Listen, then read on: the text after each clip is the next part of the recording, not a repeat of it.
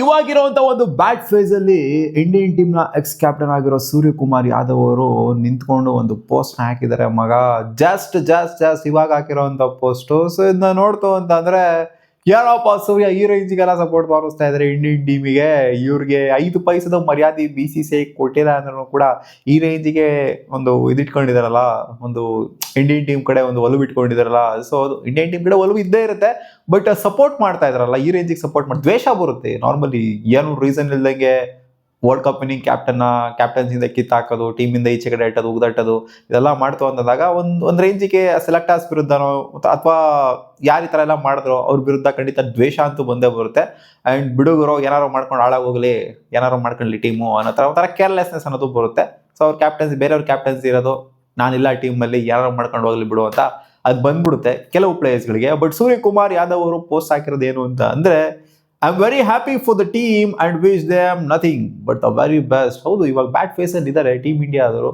So ಈ ಟೈಮಲ್ಲಿ ಇನ್ನೇನು ವಿಶ್ ಮಾಡೋದಕ್ಕಾಗುತ್ತೆ. ಸೊ ಬೆಸ್ಟ್ ವಿಶಸ್ನ ಹೇಳ್ಬೇಕಷ್ಟೇ. ನೀವು ಮುಂದೆ ಬರುವಂಥ ಮ್ಯಾಚ್ಗಳನ್ನೆಲ್ಲ ಗೆದ್ಕೊಂಬರ್ರಿ ಅಂತ ಬೆಸ್ಟ್ ವಿಶ್ ಮಾಡೋದ್ಬಿಟ್ಟು ಹಿಂದೆ ಆಗಿರೋದ್ರ ಬಗ್ಗೆ ಹಂಗೆ ಆಡ್ತಾವ್ರೆ ಹಿಂಗೆ ಆಡ್ತಾವ್ರೆ ನನ್ನ ಕ್ಯಾಪ್ಟನ್ಸಿ. ಹೌದು, ಅವ್ರು ಕೊಟ್ಟಿರೋಂಥ ಸ್ಟೇಟ್ಮೆಂಟ್ ಅದೇ ಥರನೇ ಇದೆ. ಅವರ ರಿಲೇಟೆಡ್ ಯಾವುದೇ ಊಹಾಪೋಹ ಸುದ್ದಿಗಳೆಲ್ಲ, ರೂಮರ್ಸ್ಗಳೆಲ್ಲ, ಸ್ಪೆಕ್ಯುಲೇಷನ್ಸ್ಗಳೆಲ್ಲ ಹರಿದಾಡ್ತಾ ಇದೆಯಲ್ಲ, ಹಂಗಾಡ್ತಾವ್ರೆ ಹಿಂಗಾಡ್ತಾವ್ರೆ. ಸೂರ್ಯಕುಮಾರ್ ಯಾದವ್ ಹೇಳಿದ್ರಂತೆ ಅವ್ರು ಹಂಗಾಡ್ತಾವ್ರೆ ಹಿಂಗಾಡ್ತಾವ್ರೆ, ನನ್ನ ಕ್ಯಾಪ್ಟನ್ಸಿಂದ ಕಿತ್ತಾಕಿದ್ರು, ಬದನೆಕಾಯಿ ಕಿತ್ತಾಕಿದ್ರು, ಬೆಳೆಕಾಳು ಕಿತ್ತಾಕಿದ್ರು, ಹಂಗಾಗ್ಬಿಡ್ತು ಇಂಡಿಯನ್ ಟೀಮು, ಹಿಂಗಾಗ್ಬಿಡ್ತು, ನಾನು ಇಲ್ಲಂಗೆ ಇಂಡಿಯನ್ ಟೀಮ್ ಆಗೋದೇ ಇಲ್ಲ. ಯಾರಿಲ್ಲ ಅಂದ್ರೂ ಇಂಡಿಯನ್ ಟೀಮ್ ಇದ್ದೇ ಇರುತ್ತೆ, ಅದು ಸೆಕೆಂಡ್ರಿ. ಸೂರ್ಯ ಇದ್ರೂ ಇರುತ್ತೆ, ಶ್ರೇಯಸ್ ಯಾರಿದ್ರು ಇರುತ್ತೆ, ಯಾರಿಲ್ಲ ಅಂದ್ರೂ ಇರುತ್ತೆ, ಯಾರಿದ್ರು ಇರುತ್ತೆ. ಸೊ ಇಂಡಿಯನ್ ಟೀಮ್ನ ಕಿತ್ತಾಕೋದಕ್ಕಾಗೋದಿಲ್ಲ. ಸೊ ಇವ್ರು ಹೇಳ್ತಿರೋದು ಇಷ್ಟೇ ಗುರು, ಸಪೋರ್ಟ್ ಮಾಡಿದ್ರೆ ಇಂಡಿಯನ್ ಟೀಮಿಗೆ, ನಾನು ಸಪೋರ್ಟ್ ಮಾಡಿದ್ರೆ ಇಂಡಿಯನ್ ಟೀಮಿಗೆ. ಸೊ ಬಾಯ್ಸ್ಗಳು ಸಿಕ್ಕಾಪಟ್ಟೆ ಪ್ರಯತ್ನ ಪಡ್ತಾ ಇದ್ದಾರೆ, ಅವರು ಹಾರ್ಡಾಗಿ ಪ್ರಯತ್ನ ಪಡ್ತಾ ಇದ್ದಾರೆ, ನೋಡ್ತಾ ಇದ್ದೀನಿ ನಾನು ಕೂಡ.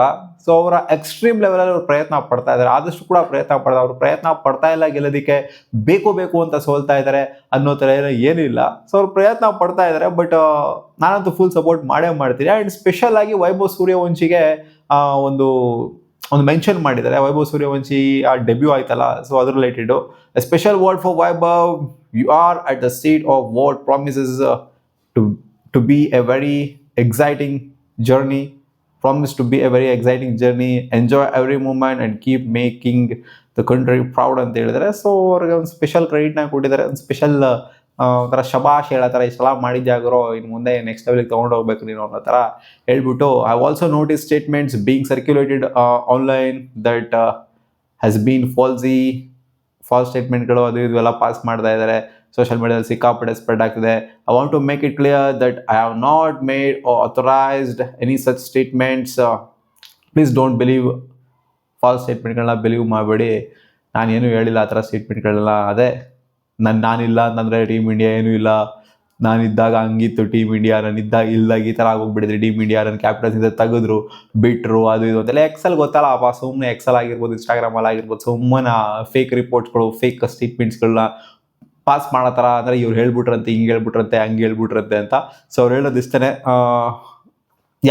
ಯಾವ ಸೋರ್ಸಿಂದ ಬರ್ತದೆ ಅಂತ ಒಂಥರ ಆಥರೈಸ್ ಮಾಡಿಬಿಟ್ಟು ಒಂಥರ ಚೆಕ್ ಮಾಡಿಕೊಂಡು ಅದನ್ನು ನೋಡಿ ನಂಬಿ, ನೀವು ಸುಮ್ಮನೆ ಯಾರ್ಯಾರೋ ಏನಾರೋ ಪೋಸ್ಟ್ಗಳು ಮಾಡ್ತಾರೆ ಅಂತ ಅದನ್ನ ನಂಬೋದಿಕ್ಕೆ ಹೋಗಬೇಡಿ. ಲಾಸ್ಟಿಗೆ ಹೇಳಿರೋದು ಇಷ್ಟೇ, my support for Indian cricket team, my team mates and the game. ಕ್ರಿಕೆಟಿಗೆ, ಇಂಡಿಯನ್ ಕ್ರಿಕೆಟ್ ಟೀಮ್ಗೆ, ನನ್ನ ಟೀಮ್ ಮೇಟ್ಸ್ಗೆ ನನ್ನ ಸಪೋರ್ಟು ಯಾವ ಥರ ಇದೆ ಅಂತ ಅಂದರೆ ಆ ಲೆವೆಲ್ಗಿದೆ ನನ್ನ ಸಪೋರ್ಟು.